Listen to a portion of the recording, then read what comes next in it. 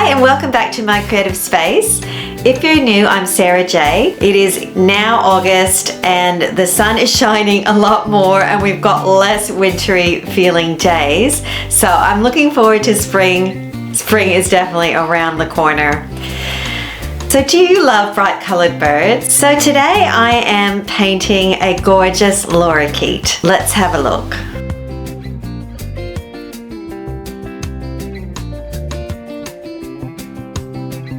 So I live in beautiful Melbourne, Australia, and we are surrounded by very beautiful birds. Where I am, it's very leafy and it's very green. And in my front garden, there's actually this gorgeous tree. And I was thinking, because we get so many birds, I thought, wouldn't it be nice to have a bird feeder? So I went to my local hardware store, which is Bunnings, and I found this cute little bird feeder and we put out some bird seed. Wow, it's been amazing. We've had so many feathery friends come and visit us, including magpies actually. But the lorikeets are so vibrant and they're so colorful, and I thought that would be so great to paint that with you. And what you can do is you can pause the frame of the video to draw along with me, and I will speed it up as well. So anyway, let's paint this lorikeet together. I'm going to use mainly soft pastels, but I might use a couple other mediums along the way. So I hope that you also get out your paints or pastels and have a go with me. So let's get to it. Okay, so this is the paper that we're using today. It is 220 GSM. It's got a nice tooth and it's perfect for what we're doing today. We need a variety of brushes just for the underpainting. A couple of water glosses. This is one of my favorites, made by a friend. Some acid-free tape. I like to stick the paper onto my wooden easel with the acid-free tape. And then that way there's no issues when you take it off. It's not damaged at all. We're using a Woodless charcoal pencil to sketch out the bird. It's a nice pencil to use by Mon Marte. Also be using an eraser. We need to rub anything out. Handy kneadable rubber for any smudge marks. This one's looking a bit worse for wear, but they do last for quite a long time. I do choose to use paints to start with. I'll be using my gouache paints here. It's a great little set. Got all the colors I need. And I've got all my pastels out. Not sure exactly which one I'll be using, but I've got a number of boxes there for colors. I like to know that I've got a good range of colors here, which I do for today, and some Conte too. But look how great the colors are. Amazing. Yeah, beautiful. Also got some Swiss bears, because I'll definitely use some of those today. Come in handy. Smudging, blurring color.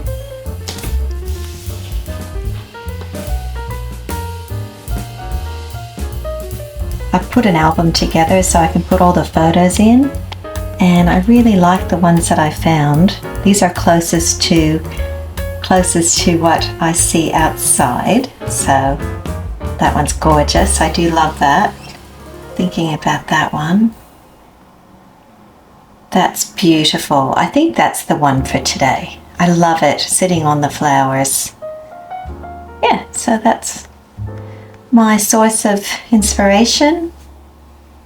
So yeah, composition wise, it's going to be very similar to the way it's composed here. So I start off with my pencil sketch using my charcoal Woodless pencil. So here I am really just getting that outline in, taking my time. I don't want to rush the sketch because the sketch is really important to get the proportions right. So here I am referring constantly to the picture of the rainbow lorikeet, just making sure that I've got the right shapes here. The actual head of the rainbow lorikeet is fairly flat, and also the beak is a reasonable size, and so I'm taking my time here to make sure that these proportions are right. Again, the eye is in a particular spot between the beak and the back of the head, so I'm trying to get this as close to, I guess, what it should be as possible without getting too stressed about it. It's really important when you're drawing just to stay in that beautiful flow. Take your time, loosen your shoulders, and really just enjoy it. This is meant to be fun. That's where it's important to remember you can erase and rub things out, and you will erase and rub things out in these sort of pictures. You do need to come back and forth, and you may find that you redo things. Like here, I'm redoing the beak because once I got the body right, I found the beak needed to be a little bit bigger. So you just adjust as you go until you're really happy with the picture. I thought I could talk a little bit about rainbow lorikeets, a bit of background on these beautiful birds. So they're very social parrots. They're native to Australia. They're known for their colourful plumage.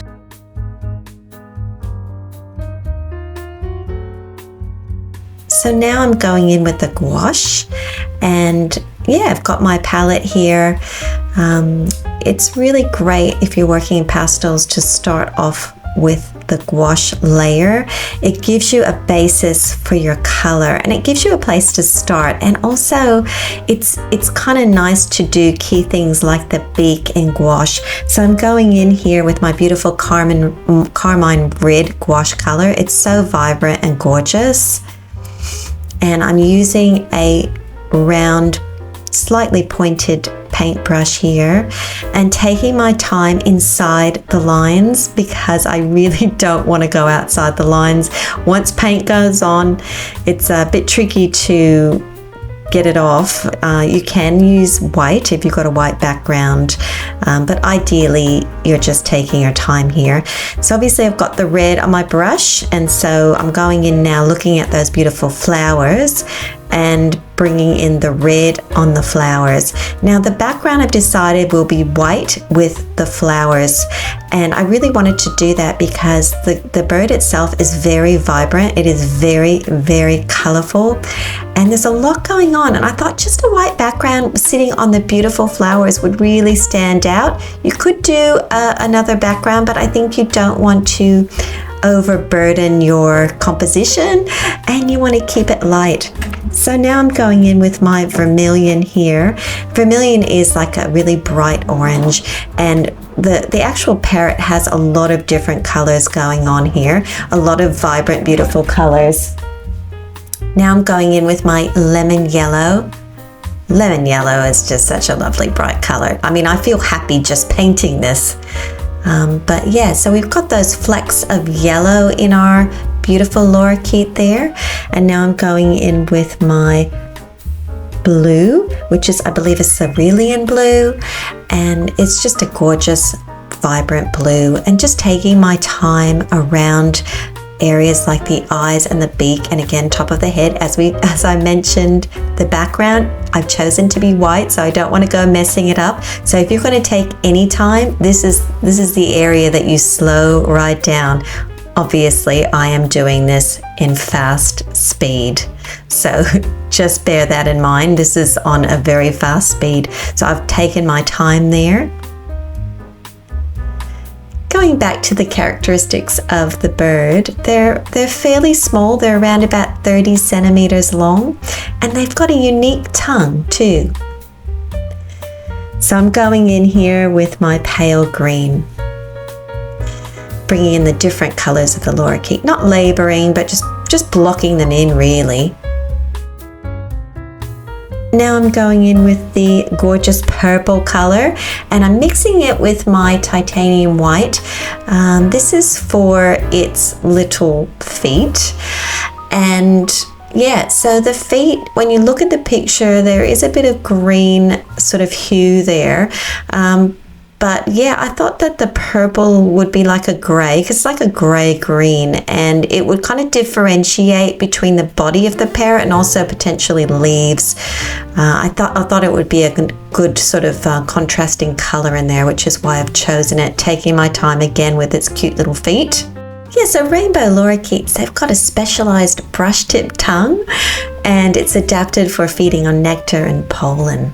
They're also highly sociable birds, and they're usually seen in pairs or flocks. And they communicate with loud screeches and chattering calls. So now I'm drying off the layers of the gouache with my blow dryer, making sure not to burn the paper, so keeping it on a cooler setting. And now comes the exciting part.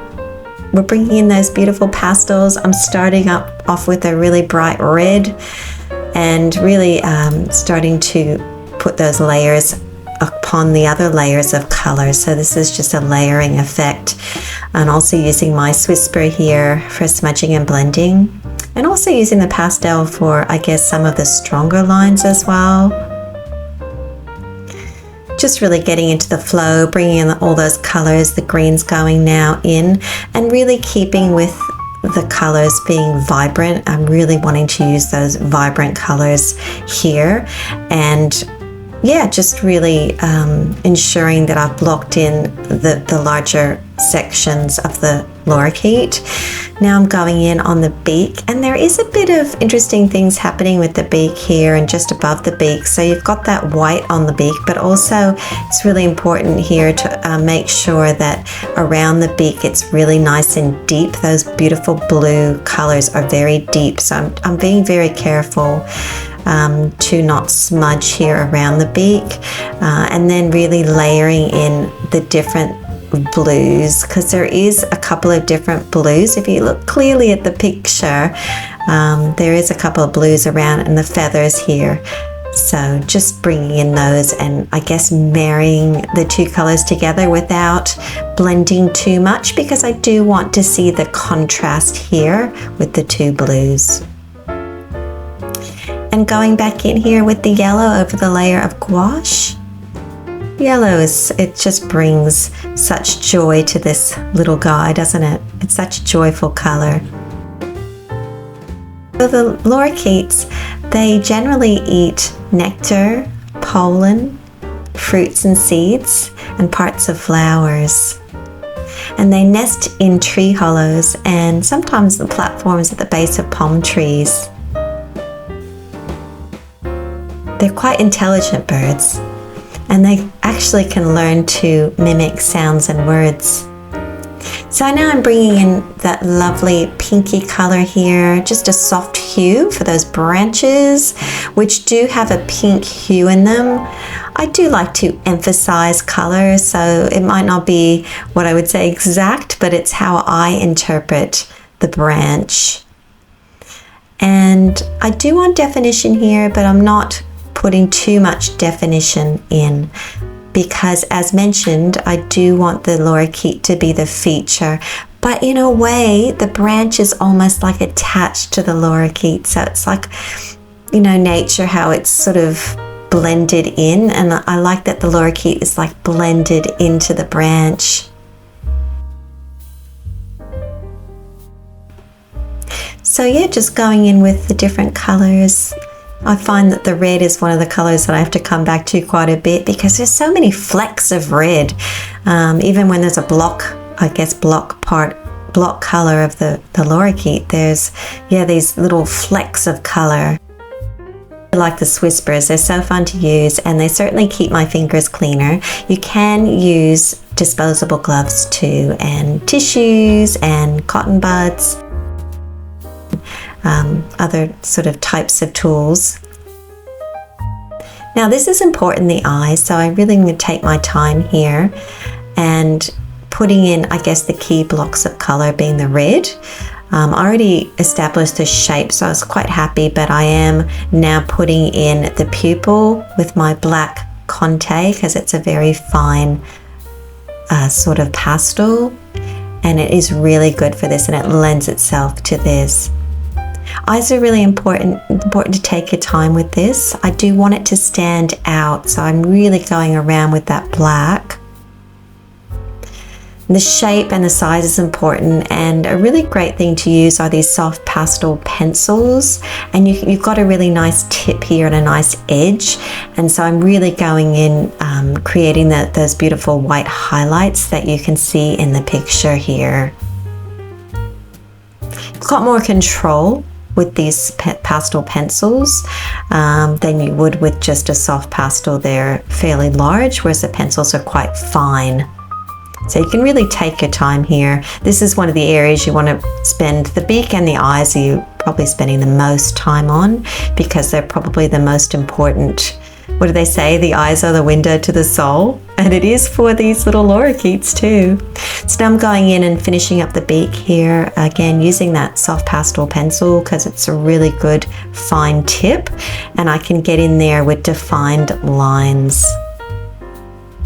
And just putting in that little shadowy white around the beak as well. It's really interesting when you do paint and draw animals, and you see so many things that you don't normally see because you're looking up close, you're in the detail. So I'm just doing some finishing touches here on the lorikeet.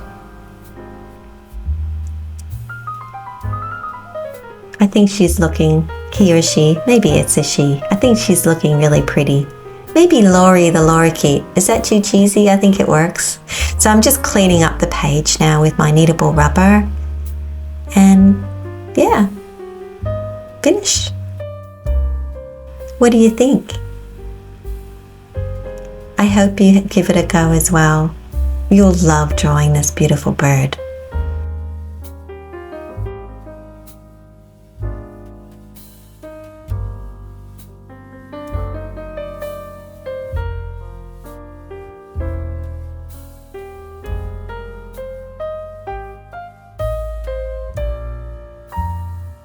So many of you know that after a painting or drawing, I do like to have a bit of a debrief to understand what went well and what I might do differently.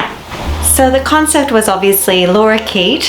When I was looking at the composition, I found that photo where the bird was nestled in beautiful Australian red flowers. And I thought, wow, that would be perfect. So I actually decided to make that a big part of this picture because I thought it really captured the essence of, well, what is a lorikeet? Where does lorikeet live? And it's all part of the surroundings. So I did actually start off with gouache. I really wanted to capture the vibrancy of the lorikeet, and gouache is a really great medium to use before you use pastels, and it just creates a depth of picture, and it's nice to use a bit of mixed media. I'm really happy with the colors. I think they're very vibrant, and that's really what you see when you see these lorikeets. I definitely recommend taking your time with the initial sketch because you need to get those proportions right, especially the eyes, the shape of the head, the curve of the head. It's a little bit flat at the top, and also the size of the beak is really important because that's really going to enhance your picture, getting your proportions right. So I like to take my time with that, and it's okay to rub out and do what you need to do. So you could have actually used the gouache to paint the eye, but I really liked using the pastels. So I have these great pencils, which are pastel pencils, and I really recommend them. And this is called Caran-d'Ache, I think, Swiss made, and you can get in all sorts of different colors, and I've got like black, white, red, blue, pink, green, some of the key colors, and they come in really handy. That really came in handy for the eye and the pupil and getting that shadow right. Decided to leave the background white. I think you can put too much color in pictures when you've got a bright lorikeet. I think a white background looks great. Something that I would definitely do next time that I forgot to do is have some tracing paper nearby so that when you go onto your picture and you have to work around the beak, you're not going to lean on it and make a big smudge. But I did actually clean it up with the kneadable rubber later, but I definitely recommend using the tracing paper so that you can lean your hand on it and take your time. Definitely have a go at drawing this lorikeet. It is so much fun to do. Take your time in the initial drawing and just enjoy it. You have to think about your pastels as having paints on a palette. It's a similar kind of feel. I really enjoyed doing the picture, and I am happy with how it turned out. I think it's got the essence and vibrancy of the lorikeet that I see in nature.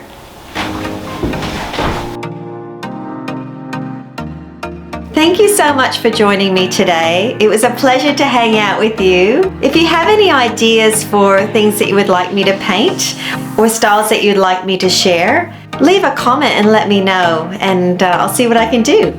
Anyway, until next time, signing off. Peace out.